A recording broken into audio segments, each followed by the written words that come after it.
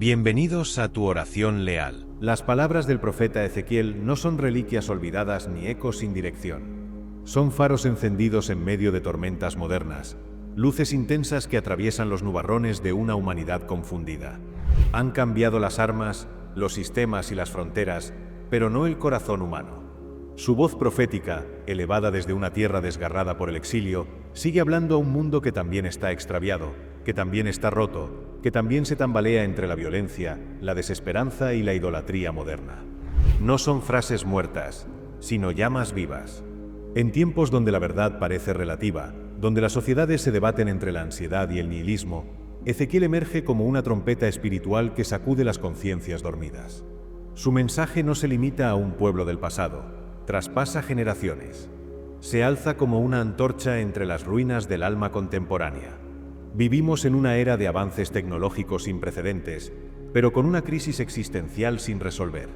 En medio del ruido digital, del consumismo voraz y del desarraigo espiritual, el profeta Ezequiel se convierte en una voz incómoda pero necesaria, un testigo incómodo de los tiempos, que nos recuerda que la raíz de la crisis no es solo política, económica o social, es espiritual.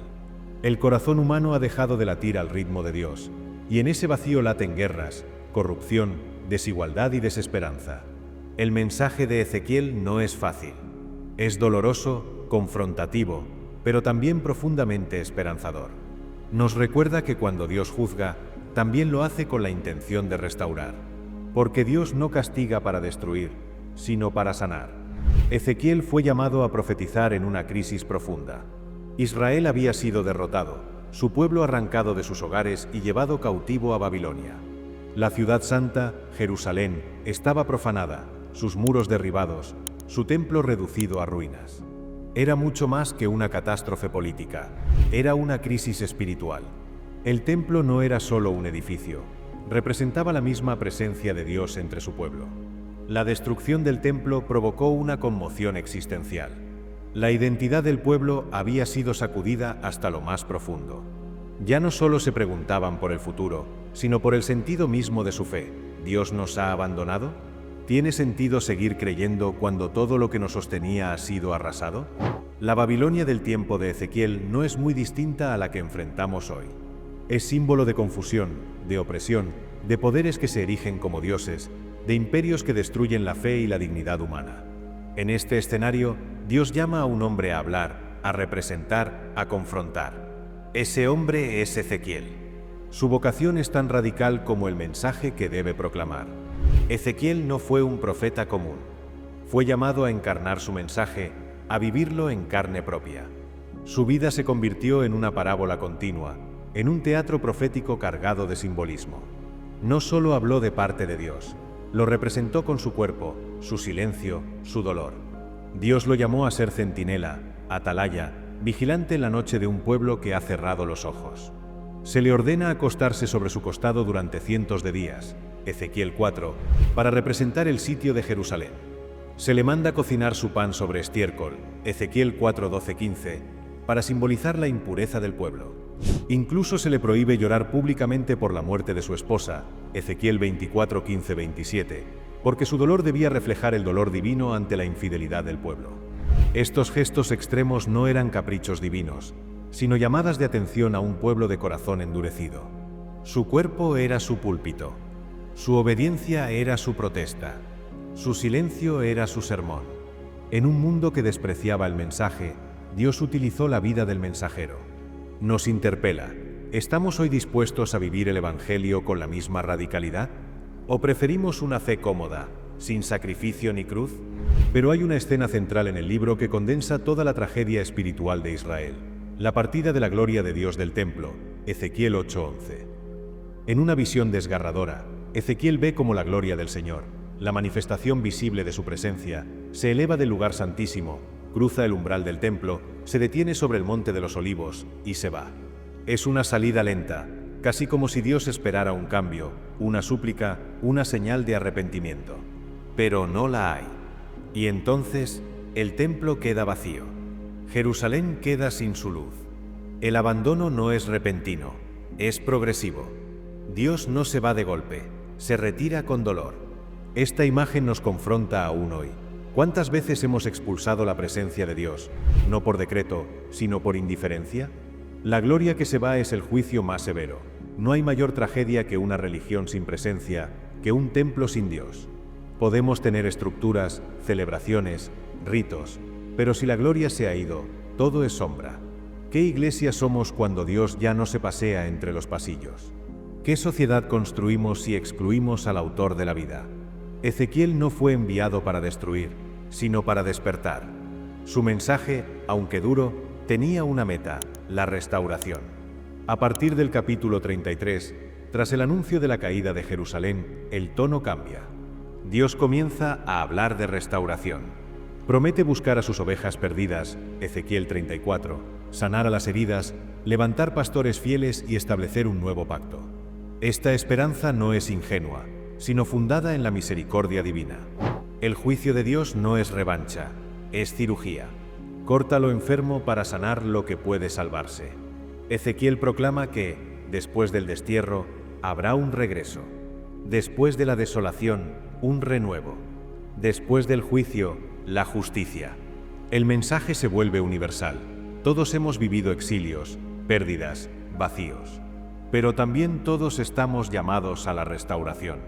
Este proceso culmina en una de las visiones más extensas y detalladas de toda la Biblia: la restauración del templo, Ezequiel 40-48. Ezequiel es llevado, en visión, a una montaña muy alta. Allí ve un nuevo templo, con dimensiones precisas, lleno de santidad y orden. Este templo no es solo una estructura arquitectónica, representa una renovación profunda de la relación entre Dios y su pueblo. Cada medida, cada altar, cada pasillo tiene un sentido espiritual. No hay corrupción, ni comercio, ni olvido. Es un espacio donde Dios habita de nuevo entre los suyos. Pero este templo no se limita al plano físico. Apunta a Cristo mismo, quien dijo: «Destruid este templo y en 3 días lo levantaré», hablando de su cuerpo, Juan 2, 19-21. También se refiere a la Iglesia, descrita como templo espiritual.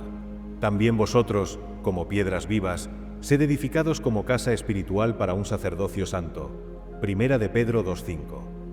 Y de forma más íntima aún, a cada creyente como morada del Espíritu Santo. ¿O no sabéis que vuestro cuerpo es templo del Espíritu Santo, que está en vosotros y que habéis recibido de Dios, y que no sois vuestros? Primera de Corintios 6:19. Así, la profecía de Ezequiel trasciende ladrillos y columnas. Dios quiere habitar en el corazón humano. Su gloria no se limita a un edificio, desea llenar nuestras vidas. Desde el umbral de este nuevo templo, Ezequiel ve brotar un río, Ezequiel 47. Al principio, es solo un hilo de agua, pero mientras avanza, crece hasta convertirse en un torrente profundo. Donde quiera que este río fluye, todo cobra vida. Los árboles dan fruto constante, las aguas saladas se tornan dulces, los peces abundan. Esta es una imagen poderosa del poder restaurador de Dios.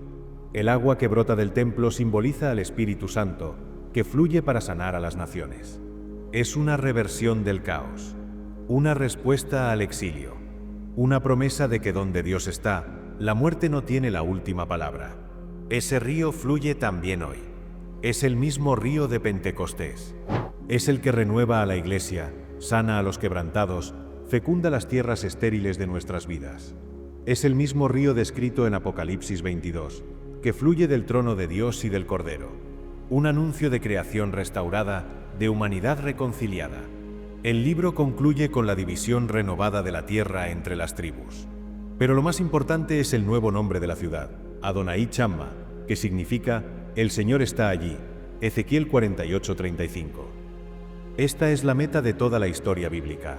No solo que el hombre vuelva a Dios, sino que Dios vuelva a habitar con el hombre. Es la restauración del Edén, la promesa cumplida, la gloria que regresa. No hay mayor esperanza que esta. La gloria que se fue, vuelve. Y lo hace no porque el pueblo lo merezca, sino porque su amor es más terco que nuestro pecado. Ese nombre, el Señor está allí, es también nuestra bandera, nuestra certeza. Cuando todo parece perdido, cuando la ruina nos rodea, cuando la fe se debilita, Dios nos susurra: «Yo estoy allí». Y donde Él está, hay futuro. Donde Él está, hay restauración. Ezequiel no solo denuncia, anuncia.